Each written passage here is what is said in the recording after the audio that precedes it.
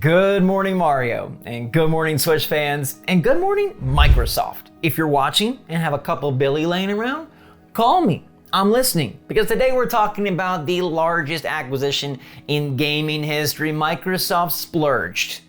They really went on a shopping spree, so we gotta discuss how that's gonna impact the industry and Nintendo Switch, because there are some ramifications. Plus, I wanna tell you all about Kingdom Hearts, making surprise announcements for the Switch. You can play it now. And Nintendo had an absolutely incredible year, but did Pokemon set a new record? We got all that to talk about and more, so what's going on, everybody? It's Zach from SwitchForce. Hope you're all having a fantastic wild and crazy one on the news circuit. I'm gonna give you some Nintendo stuff first, so make sure to hit the news button. Oh, I got up too early today. Make sure to hit the like button if you enjoy these videos, and let me know your take on today's topics. I'm sure there's gonna be a lot of opinions in the comments down below. Now, y'all know my PDP friends for their cool controllers, but did you know they also make very nice cases? This one right here is the commuter case. It's what I've been using as of late, and let me show you just how much it stores. I got everything in here: the Switch, the Joy-Con, the games, the Pro Controller, the cables, and more. It's got compartments for everything, padding for everything. So just so you know, I'm coming over to your house with my OLED, Smash Bros. Ultimate, Mario Tennis Aces, and Labo. We bout the party. They also got this big chunker, the Pull and Go carrying case, which stores the Switch securely up top and the dock down below, so you can bring your entire setup with you. I really like the security, the comfort, and the sheer carryability of these cases. So make sure to click the link in the description down below. I'm putting a coupon code down there so you can grab these for cheap, and every time you click the link, it helps support the channel, so I'd super appreciate if you do so. Now, with all the insane gaming news this morning, you might have missed out on the biggest Switch story, which is that Kingdom Hearts has arrived. We can enter the kingdom of Disney plus Square plus a beloved franchise that in late 2021 was announced for Nintendo Switch, and now we know when it's coming. The games are releasing, all of them, on February the 10th, which is a few short weeks away, but you can play them today, because they dropped demos for Kingdom Hearts 1.5 plus 2.5 Remix Cloud version. They dropped demos for Kingdom Hearts 2.8 Final Chapter Prologue Cloud version. And they dropped demos for Kingdom Hearts 3 plus Remind Cloud version on Nintendo Switch. You can grab them right now and see how they run, because remember, for better or worse, these are all cloud versions, meaning you need to have a strong internet connection to really be able to fully enjoy these games. So thankfully, they're doing demos, so you can figure out if your hopes have gotten up for nothing or if these are gonna be the right fit for you. Now, each package will be discounted at launch, so the Kingdom Hearts 1 bundle of Smorgasbord goodness is $31.99, the Kingdom Hearts 2 bundle of Smorgasbord goodness is $39.99, and the Kingdom Hearts 3 bundle of Smorgasbord goodness is also $39.99, but you can grab everything, which they're calling the Kingdom Hearts Integrum Masterpiece for Cloud for $71.99. Everything Kingdom Hearts. It is a mouthful. There are a ton of different games. This is the Kingdom Hearts fandom dream, and it's all playable portably on the go, so long as you have a secure internet connection. Let me know if you're gonna download these. I gotta see if my internet works well for them. I think it will. I'm pretty lucky in that sense, but let me know how you feel about KH coming to Switch very, very soon, and even playable today. We'll keep this one brief, but I wanted to alert you that Pokemon had its best year since 2020. 2021 was a mega seller for Pokemon. Brilliant Diamond and Shining Pearl ended up being humongous gemstones for the Pokemon Company and Nintendo. Alongside new Pokemon Snap and continued sales of Pokemon Sword and Shield, they had an incredible year, which rivals the 2020 year, where, get this, Pokemon Trading Card Game, Pokemon Puzzle Challenge, Pokemon Gold and Silver, Pokemon Stadium, Pokemon Puzzle League, Hey You Pikachu, and Pokemon Yellow were selling super strong. What a freaking year. Obviously, not as much as then in 2021, but still a very, very strong seller, and they're following that up with Legends Arceus, which I cannot wait for. Also, it feels good to be number one, and that is where the Switch sits once again. Straight from the NPD source, Matt Piscatella reports that Nintendo Switch was December 2021's best-selling hardware system by units, and virtually tied with PlayStation 5 as the best-selling in terms of dollars, because the PS5 costs like nearly double the Switch. Now, Nintendo Switch led 2021 hardware in both dollars and in units sold, being king of the castle once again, and they reign supreme. I don't know when this train starts slowing down, but you begin to wonder, who needs 4K when the Switch just sells so darn well? And it's because they're focused on software. Great games, great franchises, even if their online really needs work, and even if they don't have the crispiest graphics, they make them games that players love. And at the end of the day, I think that's what counts most. So kudos to Nintendo for another straight year on top. You won yet again. I'm trying to think of what I'd do with $68.7 billion. Think about that. What would you do if you had $68.7 billion? How would you spend it? How would you divide it up? Which friends would be rich? The answer is all of them, because it's so much money, it's nearly incomprehensible. Yet that is how much money Microsoft just dished out on their latest shopping spree. In efforts to boost their brands and build Game Pass into one service to rule them all, Microsoft bought Activision Blizzard this morning for $68.7 billion in the largest video game deal of all time. That means the Xbox brand now owns Call of Duty, owns World of Warcraft, owns Overwatch, and owns, Spyro, Crash Bandicoot, Tony Hawk's Pro Skater, and Guitar Hero. They own plenty of games, and I gotta say, my biggest hope with all of this is that I hope they revitalize many brands that have wilted and fallen away. Because as of late, Activision Blizzard is known for a couple of things: Call of Duty, Blizzard stuff sort of, and really bad management. In fact, horrible situations for employees. And I don't want to dive too deep into that, but I will let you know that it sounds like CEO of Activision Blizzard, Bobby Kotick, will be gone once this deal closes. All right, so the deal will wrap up sometime next year in 2023. It has to wrap up by summer of next year. And it sounds like at that point,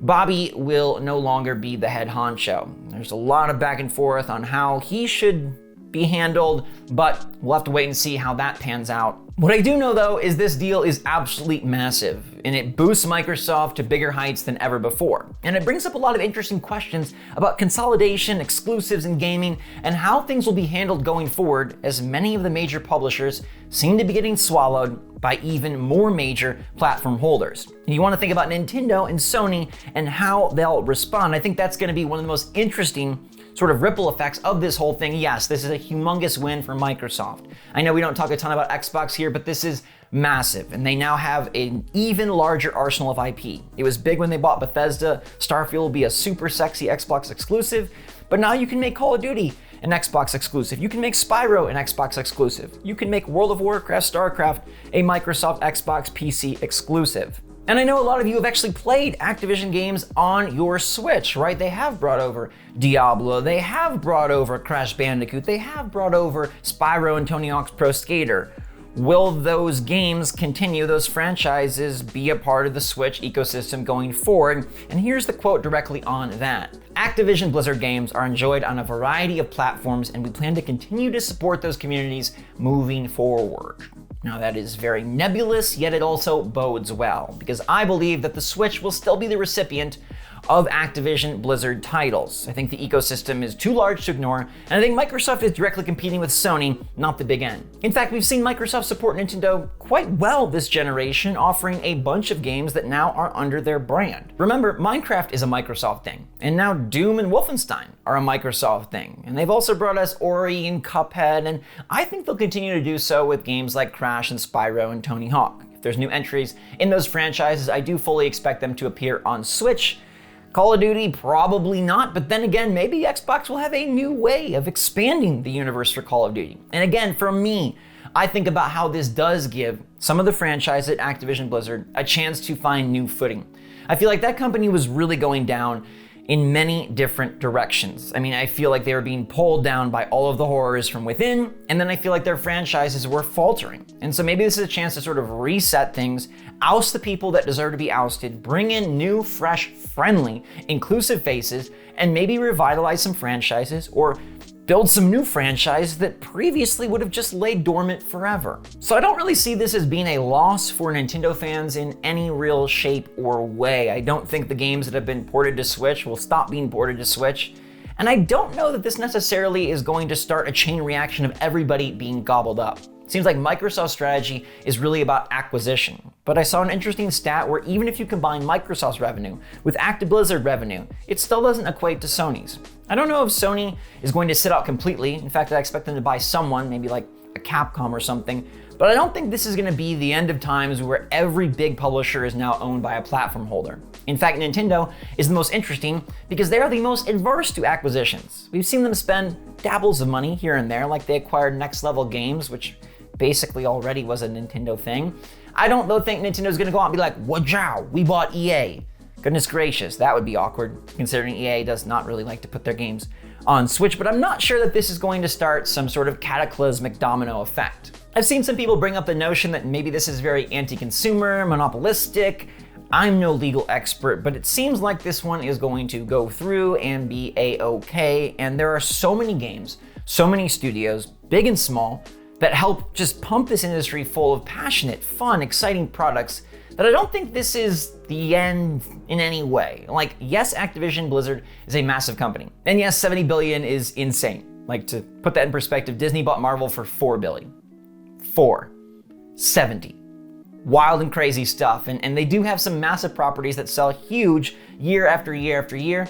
But I feel like the gaming space is diversified so much. Free to play, different genres, multiplayer, single player, that one company doesn't really rule them all. And even though that seems to be Microsoft's goal with Game Pass, I mean, that service is just insane in terms of value. I think that is where you'll see benefit from all the console manufacturers. As Game Pass continues to grow and continues to be an insane value, the others have to respond. It's been noted that Sony is working on some sort of Game Pass competitor in the background, and I feel like that is an obvious answer and one that will rear its head in 2022.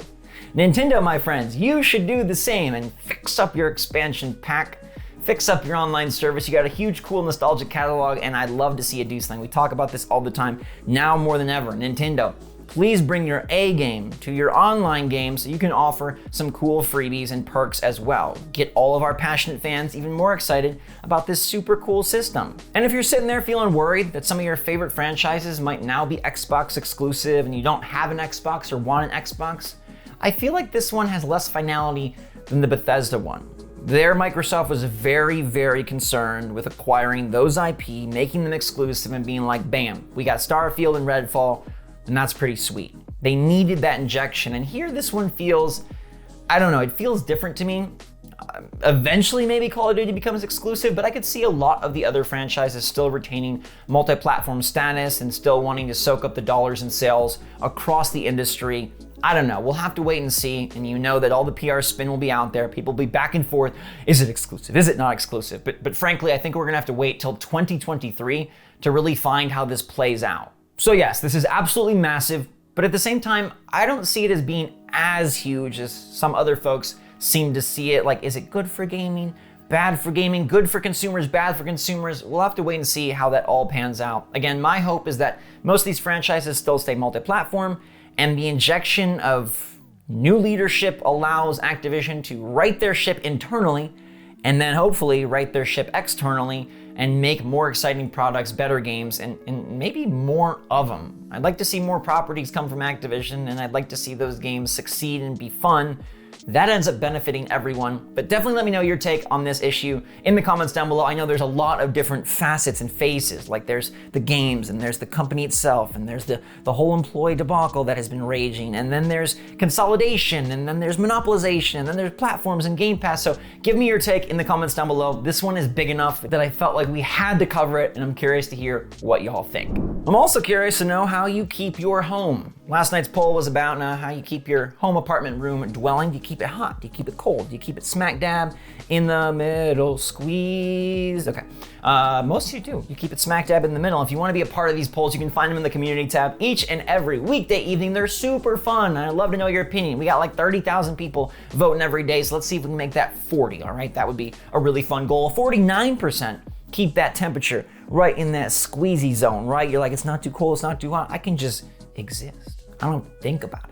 Now, 31% of you, myself included, keep it a little cooler because we like to wear the long sleeves, we like to wear the sweatpants, we like to wear the hoodies, like to be cozy. And now that I'm in a super warm climate, it's extra important to keep things cool and allow me to wear 3/4 of my wardrobe that includes hoods and long sleeves. Also, I just find them really comfortable.